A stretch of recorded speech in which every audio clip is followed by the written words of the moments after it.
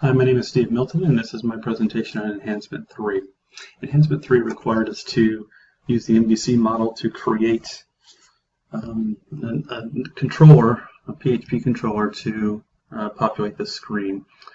The first thing we had to do was create a nav list based on the categories in the categories table, and that's what this is. You'll also notice that I am referencing my new controller in the accounts folder, not the root of the Acme, so I've had to switch this. But these links are all dynamically coming from the categories table, so if anything's added there or taken out of there, then these will go away. The home is manually added as part of the activity.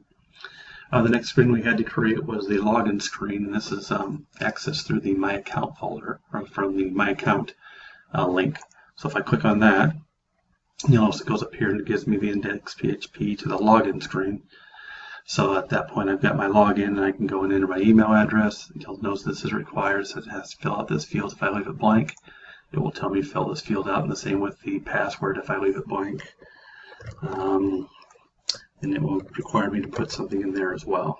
So if I just leave that blank, it tells me to fill that. So it won't let me send the screen until I'm done with that. So I'll put something there, and at that point I can click on login and it'll log in. There is nothing driving the login button at this point, so it doesn't do anything other than resets the screen. If I click on the next screen that we had to do was the create an account screen, or the registration screen. So I click on that, and you'll notice up here it goes into registration, since the name paired to it as it's supposed to. At that point, I'll put in these things. These are all required fields as well, so I have to put in all those for it to continue on, and then whatever password I want to make.